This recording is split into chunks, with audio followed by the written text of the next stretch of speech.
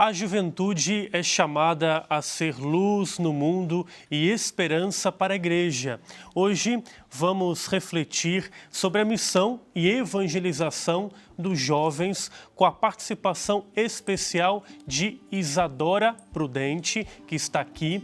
Ela vai compartilhar suas experiências missionárias e mostrar como a fé, quando vivida com coragem e alegria, transforma realidades. Bem-vinda, Isadora, entre nós. É uma alegria tê-la aqui.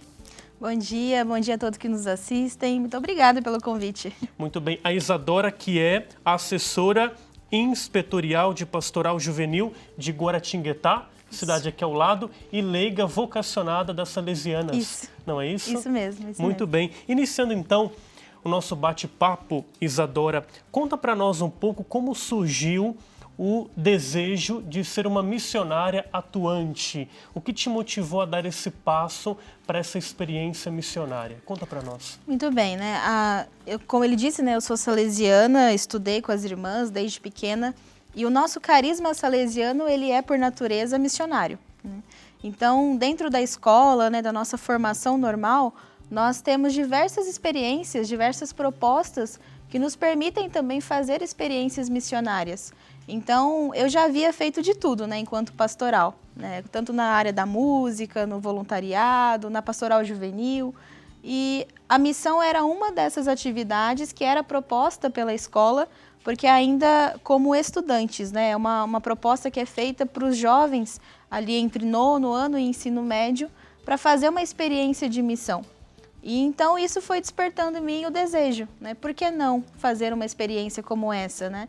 Por que não estar também ali me doando para diversas comunidades, em diversos locais e acompanhando também a juventude? Então, a partir disso, nasce esse desejo. E aí depois, como ex-aluna, mais velha também, né? Como assessora de pastoral, eu pude fazer um pouco essas experiências também, né? De não só acompanhar a juventude nessa proposta, como educadora, mas de também fazer a minha própria experiência, de também buscar esse encontro com Deus e com o outro através da experiência missionária. E o que essa experiência missionária revelou sobre si e sobre a sua vocação própria? Sem dúvida, né? Dom Bosco, ele tem uma frase que nos diz assim: o Senhor colocou-nos no mundo para os outros. Então, compreender que a nossa vocação neste mundo, ela está a serviço. Acho que é a primeira coisa, né? E a partir disso, entender também que o meu lugar é junto à juventude. Eu sou formada em comunicação, então tinha aí N possibilidades para atuar, mas eu entendi através da experiência e também do meu trabalho junto às irmãs que a minha vocação e a minha profissão, ela se revela naquilo que eu coloco a serviço da juventude, né? Da educação e da evangelização dos jovens. E a partir disso também entender o caminho vocacional que eu tenho feito, né? De discernimento, de entender que, seja como leiga ou como religiosa, o meu carisma é o salesiano. Isso eu já compreendi. Mas ainda assim, né, me motivar a buscar cada vez mais o sonho de Deus para a minha vida, a partir dessas experiências que a gente faz no cotidiano. E você tem uma caminhada com as salesianas, né? Sim. Você foi estudante, ex-aluna e agora assessora. E quais foram os aprendizados reais e concretos em cada etapa? Fala um pouco do seu crescimento junto delas. É bastante interessante quando a gente sai do educando para o educador. Porque aí eu gosto de dizer que a gente consegue compreender toda a magia da educação, né? E para mim é muito gratificante ter feito todo esse processo, porque me ajuda a valorizar e entender realmente o propósito das coisas, né? Dentro do carisma salesiano, a gente pensa em tudo, na pedagogia do ambiente, na pedagogia da presença, muitas são as etapas e tudo tem uma intencionalidade.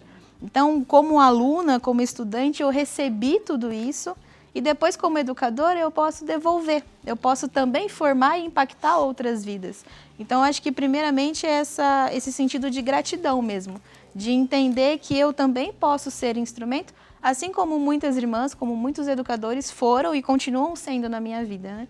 E depois, como ex-aluna, entender que é possível dar continuidade, né? A família salesiana, ela é muito ampla. Então, ela acolhe, inclusive, o grupo de ex-alunos. Nós, ex-alunos, somos membros da família. né? Então é esse sentido de continuidade, de que embora eu tenha saído da escola, também depois da faculdade, fiz uma faculdade salesiana também, mas eu posso dar continuidade e viver esse meu carisma de outras formas, de outras maneiras, né? Colocando-me a serviço.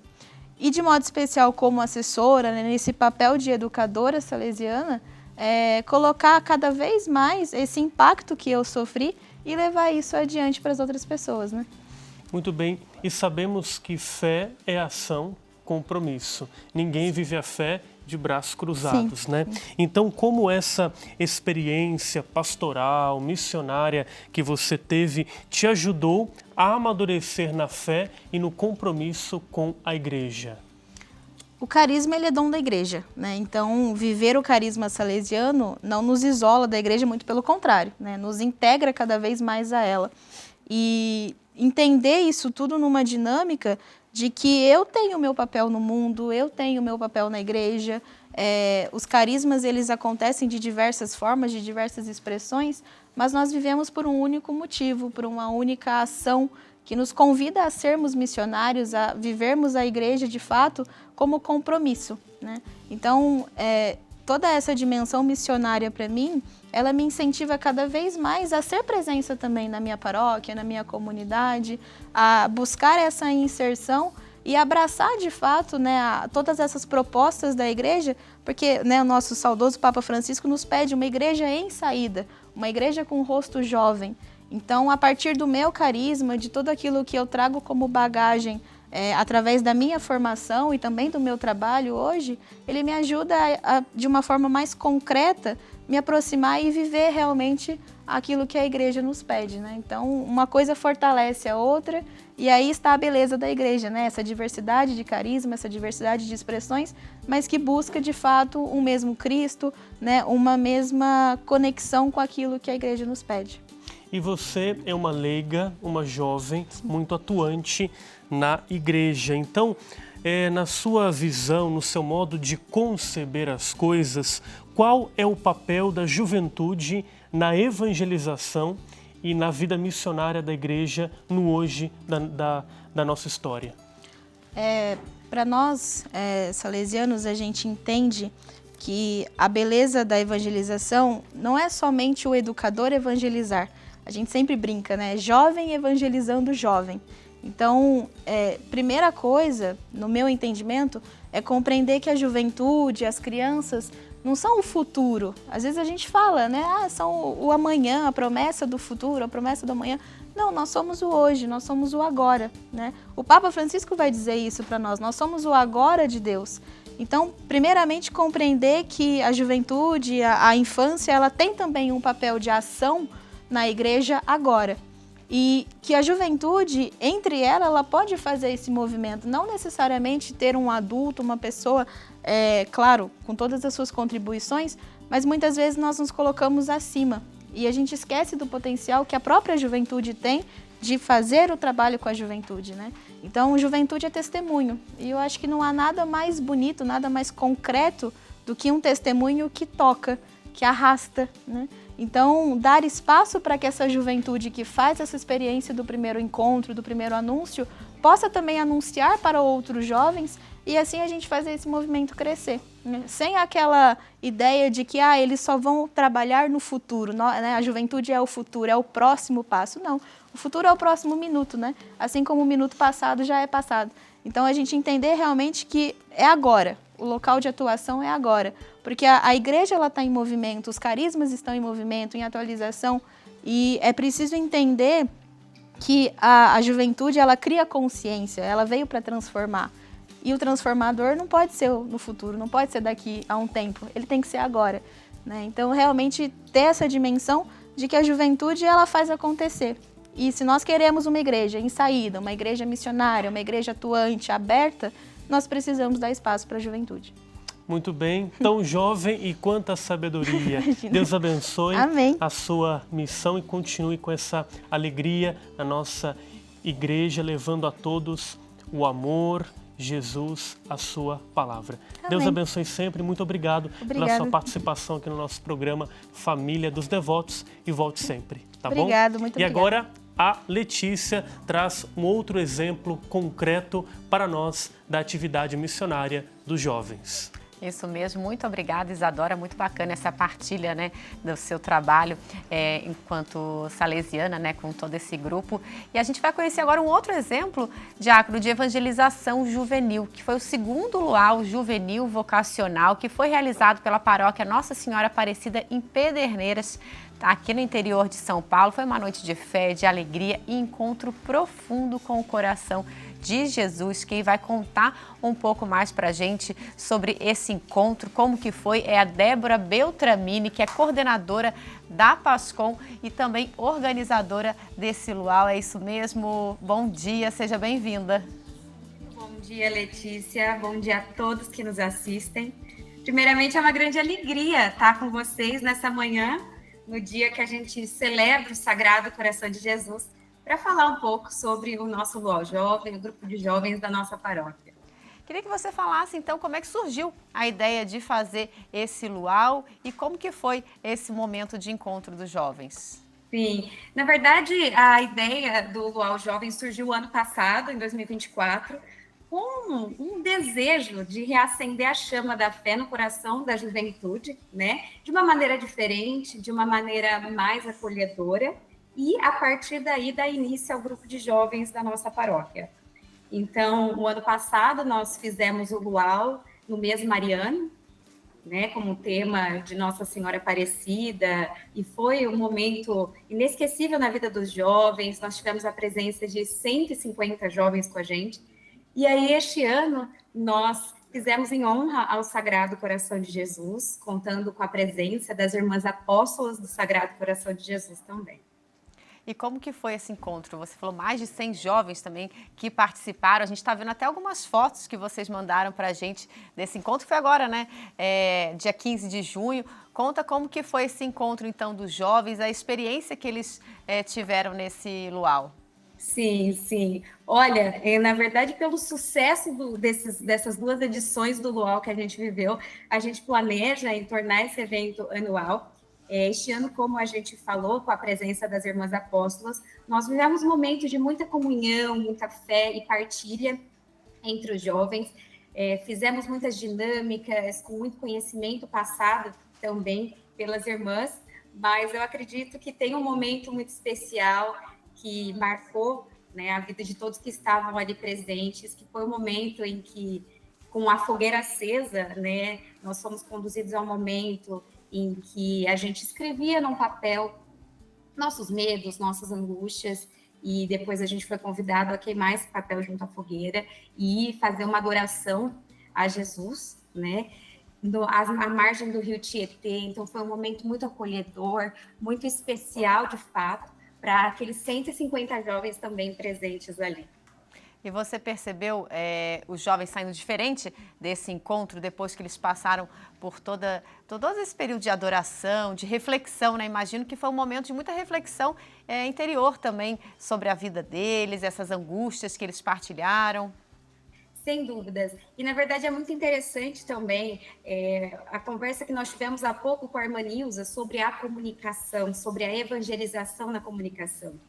Nós, da PASCOM, nós temos esse propósito de evangelizar através das redes sociais, e o papel do jovem é muito importante nesse sentido. E um movimento que a gente vê bem interessante a partir dessas duas edições do Luau que a gente vivenciou é o jovem também levar essa evangelização para a família, para os amigos. Nós tivemos esse ano a participação de alguns jovens que foram convidados por amigos da escola, amigos que participam em atividades, né, na vida, no dia a dia, e que estavam lá para viver esse momento juntos. Então, é muito importante que a gente coloque os jovens evangelizando para outros jovens, e o Luau é uma forma muito bonita de atrair essa juventude e também de compartilhar muito ensinamento sobre a nossa igreja e, principalmente, né, o amor de Jesus por nós.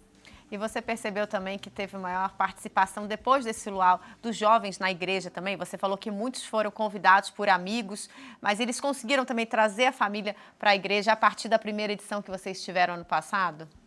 Sem dúvidas.